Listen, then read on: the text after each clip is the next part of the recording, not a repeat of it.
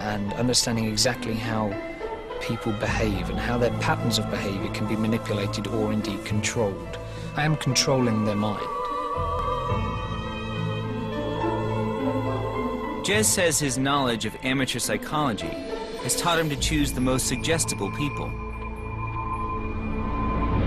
You just to place your hand on the window here for me, please, okay? As I'm just pressing your hand on that window now, I just want you to imagine that your hand is sticking to the window, okay? And the more you try to unstick that hand, the tighter it sticks to the window, really, really firmly on the window, really glued and cemented there, and really, really stuck to the window, okay? You try to unstick that hand, and it will stick to the window more. Just gently try and see if you can take your hand off the window. Are you trying? Can you try it? How is that? What does that feel like? It feels stuck. It feels stuck. It's a kind of like how does it feel? Is it a weird kind of feeling? Huh? Yeah. When I click my fingers in front of your eyes, you'll be able to take the hand off and everything will be fine. Okay, so we'll just click it here. Just relax your hand. Just relax your hand. Okay. How is that? Is that kind of what does that feel like? Very freaky. Very freaky. Jez uses a technique known as NLP, neuro-linguistic programming. It's a relatively new branch of psychology, which claims to influence people's behavior by stimulating the subconscious mind. Philip Holt is director of the London NLP group. We asked him to assess Jez's technique of mind control. How far can you influence somebody's mind? It isn't brainwashing. Brainwashing is something different, but you can influence somebody's mind simply by using language. Can I borrow you for 2 seconds? Jez chooses shoppers at random. What I want you to imagine, sorry, is that your hand is stuck to that window, okay? He seems to petrify their will. And glued and cemented to the window. His technique is to distract the conscious mind to access and manipulate the subconscious. The more you try to unstick that hand becomes glued and cemented to the window. But we need to be certain if it's illusion or a real skill. We'll take a closer look at his technique. Stick that hand is really, really stuck to the window. There's a lot to do with eye contact. Eye contact is very important to maintain their attention. Also, the linguistic techniques that I'm using. The more you try to unstick that hand, telling them to unstick that hand. So I'm subtly telling them to stick the hand to the window. The tighter it becomes stuck. The hand is referred to as that hand rather than your hand, to disassociate the hand from themselves. That disassociates the control that they would have if it was your hand. It becomes that hand. Okay, so look at me here, okay? I'm going to click your finger and just relax your hand, all right? Just relax your hand. It felt really weird because I really couldn't unstick my hand. It was really strange. It was really strange.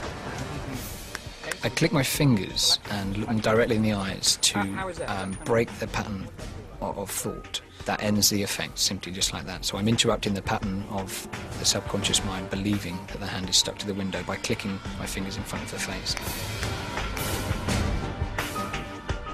The biggest challenge facing a mind control expert is to manipulate the choices people believe they're making through free will.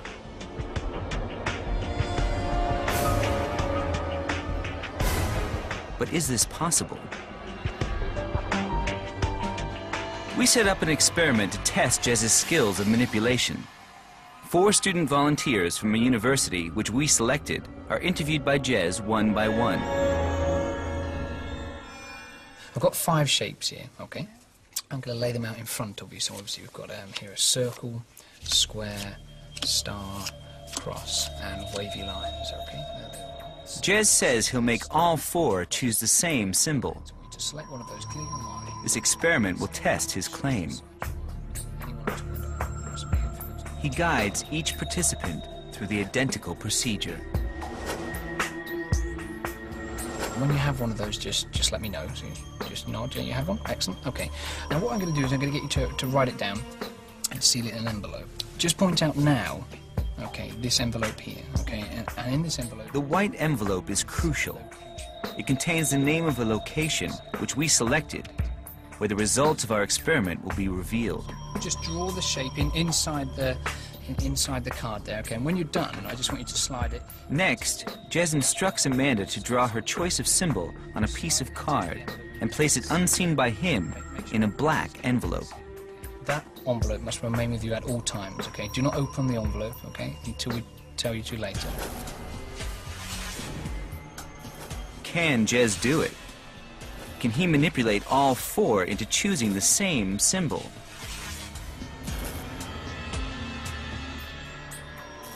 Now, you remember this envelope I brought your attention to earlier, which has the name of a location inside. Okay, this is a location where we're now going to go to. I'm going to open this for you now.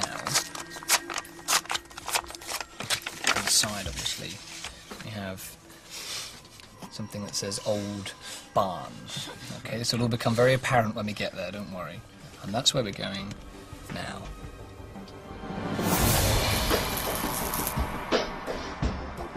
The four are taken by Jez on a half-hour drive to the location.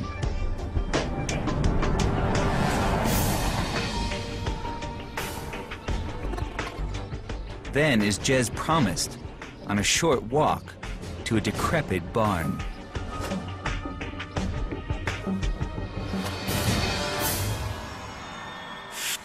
In each of your envelopes, you should have drawn earlier on and shown no one and told no one a shape, okay? For the first time now, please open up your envelopes and take out what's inside so we can all see each of your shapes.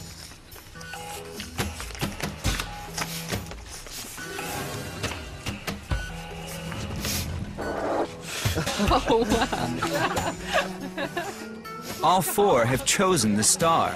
Excellent. There's something a little bit more special I wanted to show you. It's this. Your completely free choice. Come through here.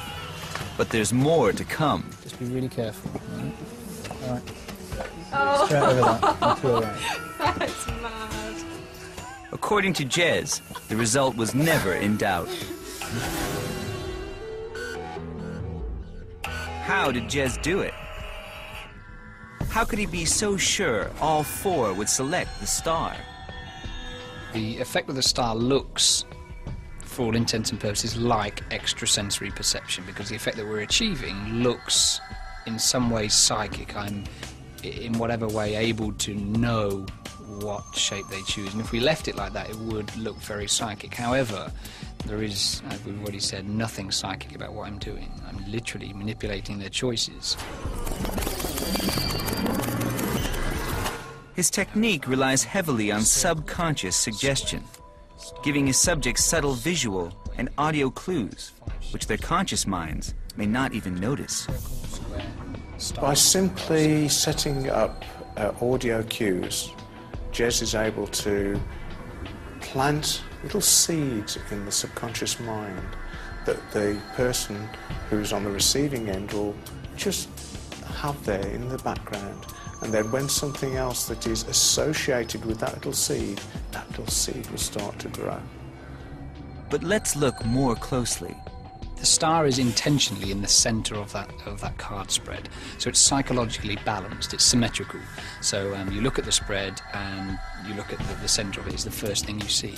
And when they take their eyes away from it, the last thing they see will obviously be the star because it's there in the center of the spread.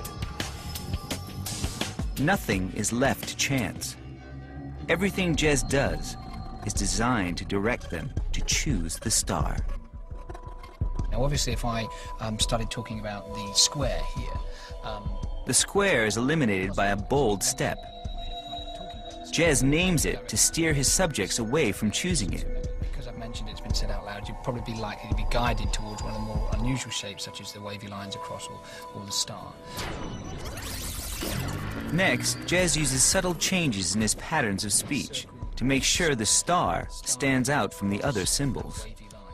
So you have obviously the circle, square, star, cross, or the wavy lines. In their mind, they're playing over my voice again that's saying we've got the circle, the square, the star, cross, or wavy lines. It's just a very, very subtle pause and subtle beat there, but enough to detect it and enough for that one to stand out inwardly inside their mind.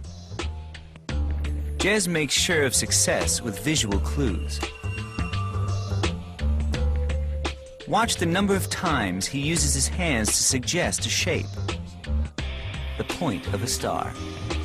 This is actually quite important because if I'm getting a nod and some sort of response from them there, I know that they understand this and they're kind of just going with this. The other thing is also gesturing towards the card, and it's a couple of times tapping the card or actually making physical contact with the card.